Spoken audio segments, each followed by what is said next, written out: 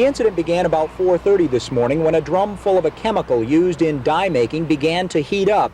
Kodak's fire department responded to building 331 west of Mount Reed Boulevard and began moving other drums out into the open. As they did, the chemicals in 10 to 11 drums also began to react. Kodak then called for outside help. County hazmat crews streamed water on the steaming drums until they could be repacked. 26 Kodak workers and 2 Rochester police officers were treated for skin and eye irritation. About 100 other Kodak workers were evacuated from surrounded buildings. Roads in the area were shut off, and traffic in a major portion of Greece was rerouted. It was precautionary. We don't think it was that serious, but again, you take precautionary measures. And that's what we were trying to do, is get the information out to the public, which we did do, to make them aware of what was going on, and at that point, follow the directions given out by Dr. Nitskin and the public information people. We do believe that we had the situation at least controllable. There was a reaction was taking place in the drums. We do know it was confined to the plant, and we do know that the public had a right to know what was going on, and that's why we took all the steps that we did. Clouds of vapor could be seen in the Mount Reed Boulevard, Ridge Road area, but officials say those were harmless. I believe what you were seeing was a residue, and anything that may be included in that plume was kept on plant. Still, Kodak officials don't know what caused the chemical to react. I have no information to tell you why the initial reaction began. That determination, again, has not been made. But how was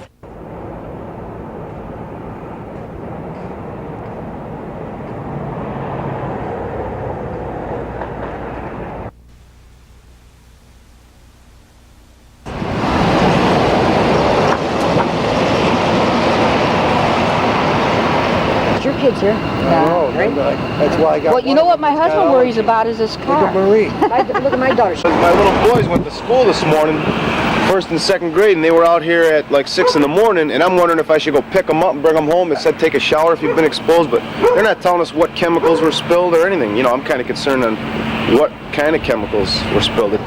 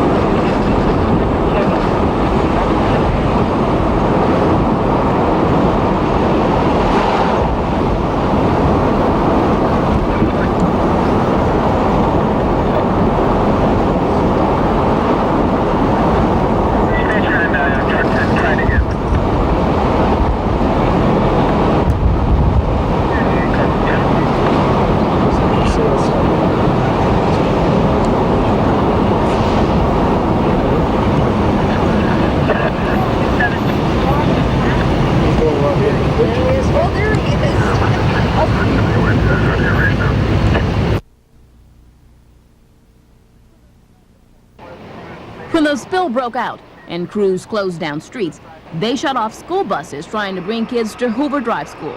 So school administrators closed the school and sent the stranded buses and kids to Greece Olympia High, where the kids were shipped to the auditorium. Then more confusion. School officials decided to send the Hoover Drive kids home, the ones now at Olympia High. But the roads were still blocked, and so the students were stranded again in the buses, this time outside Olympia High. They didn't mind. It's been kind of fun. I mean, you don't go to school today, and it's been like an adventure. You go over here, you sit down, you have a whole lot of fun. But parents were frantic. They not only feared for their children's safety because of the spill, but they didn't know where their kids were. I'm a nervous wreck. I don't know if the children were outside this morning when they said that there was a cloud of smoke above the Ridge Road West area. Were the kids outside? Did any of this get to them? You know, I mean, I don't know, because I know some schools make them stand outside before they go in school. So I don't know what to do. School officials say they know things seemed confusing, but they say things went just as they were planned to go in an emergency situation like this.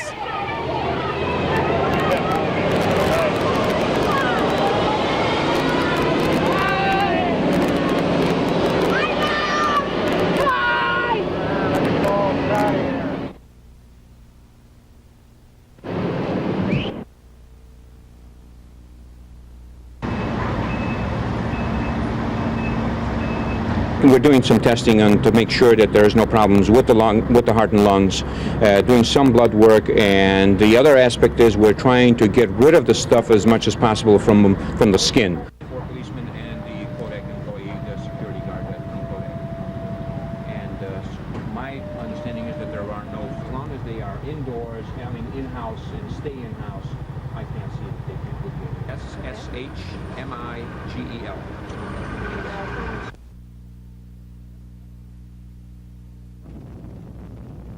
From a helicopter, you could see the barrels of chemicals outside of Kodak's Building 331, just west of Mount Read Boulevard. You could also see the chemical vapors steaming from them, despite the thousands of gallons of water firefighters were pouring on the barrels. The vapors formed odorous clouds like this one drifting across Mount Read Boulevard near Ridge Road.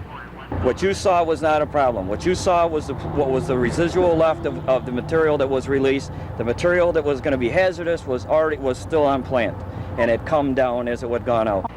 26 Kodak workers and several Rochester police officers went to medical facilities complaining of skin and eye irritation. About 100 Kodak workers were evacuated from nearby buildings. 2 schools in Greece, Hoover Drive and Buckman Heights, were closed.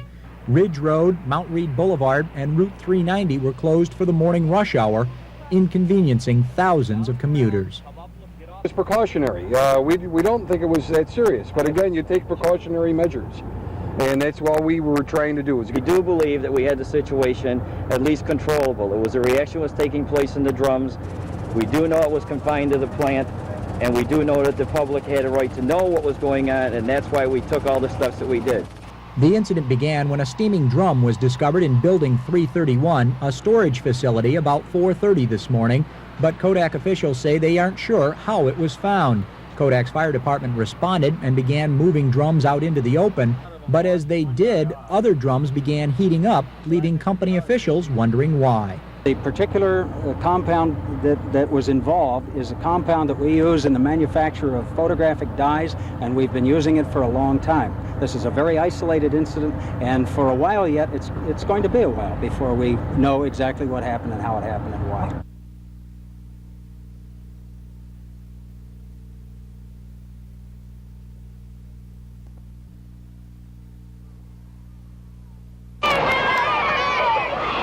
On the buses.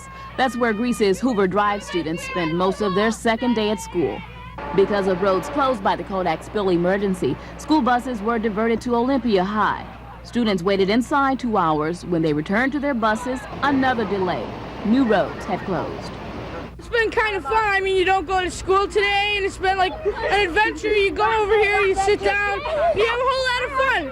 The bus that was $3.93. Fun for the kids, chaos for the district, and worry for parents who didn't know where their kids were. I'm a nervous wreck. I don't know if the children were outside this morning when they said that there was a cloud of smoke above the Ridge Road West area. Were the kids outside? Did any of this get to them? You know, I mean, I don't know. School administrators closed Hoover Drive and Buckman Heights intermediate schools because of their proximity to the Kodak spill and because of the bus situation. Kids went home to tell the neighborhood about the Kodak ordeal, but the neighborhood was all too aware. It is scary. You come out here and you see all this, and then you hear, well, keep your windows closed, keep your air conditioners on, and you say, well, is it safe to live over here anymore? Neighbors say they are somewhat used to Kodak spills. They recalled one 2 years ago. In fact, some didn't think this incident was worse than what they experience all the time. When I smoke, there's never any excitement like there is now. Yeah, it burns my throat, my nose, yeah. Today, nothing. But this spill was different. It sent several people to the hospital, and at least for the morning, panicked a community. Donna Lacey, News Source 13.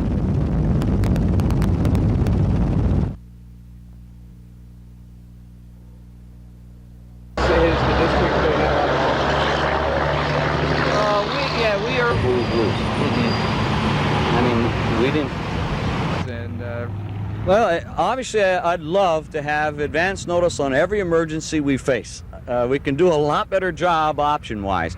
I don't honestly know how it all unfolded. I don't know when the decision was made to close Ridge Road. For all I know, we got as much notice as could have possibly been given to us. We simply reacted to what we faced, and frankly, we feel like we've done a fine job of dealing with that rather unexpected and unusual circumstance. County have maybe contacted the district and said, hey, we got a problem, there might be trouble with buses. Or you guys found out about it by running into a roadblock? Yeah, well, I don't know when the county or whoever.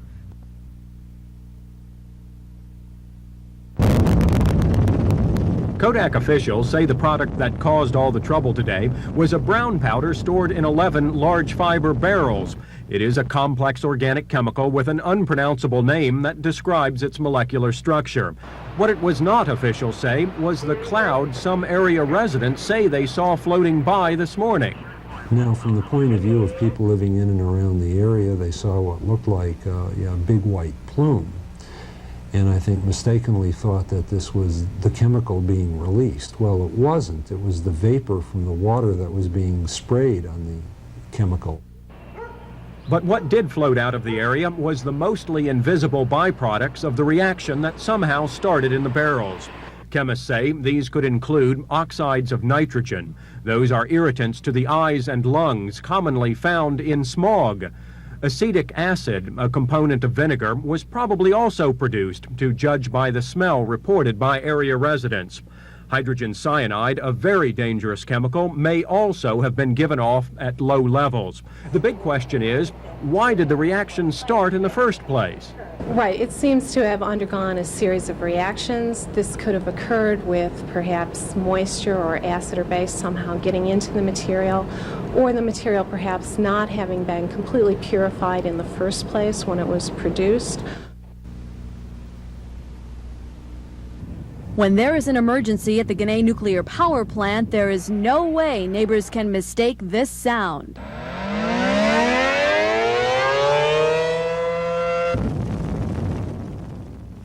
An emergency is not so easy to recognize for neighbors surrounding Kodak Park. Mary Shores Hicks woke up this morning to an unusual odor.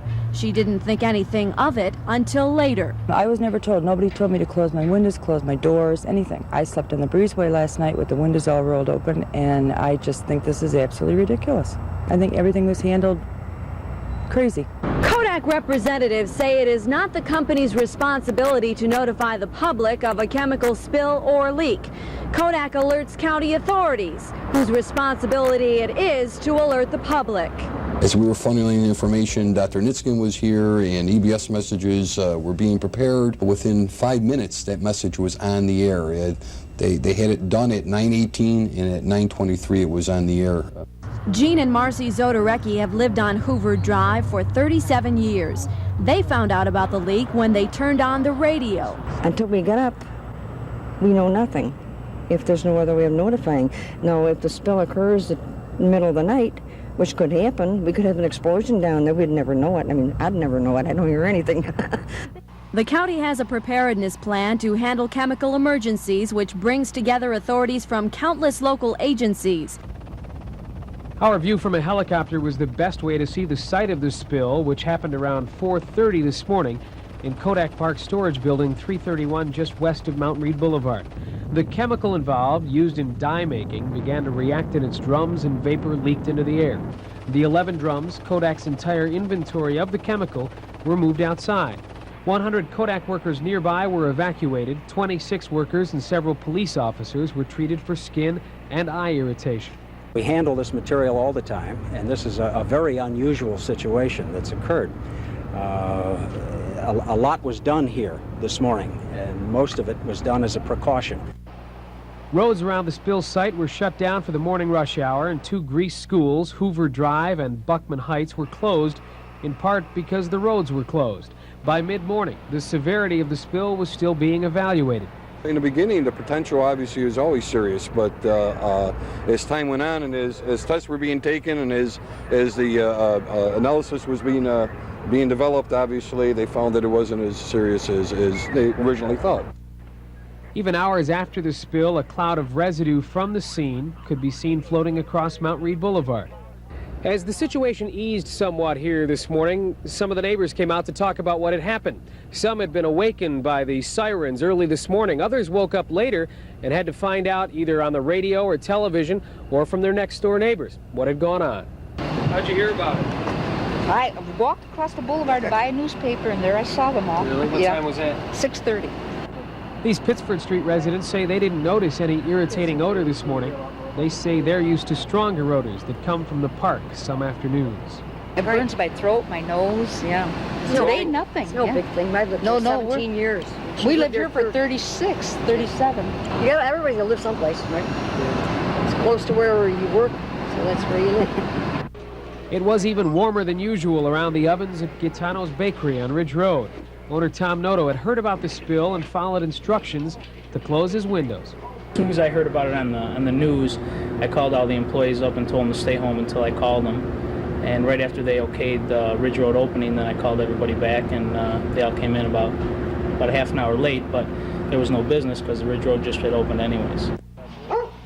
While tests are being done to figure out just how dangerous this morning's spill was, neighbors find themselves asking familiar questions. And it is scary. You come out here and you see all this, and then you hear, well, keep your windows closed, keep your air conditioners on, and you say, well, is it safe to live over here anymore?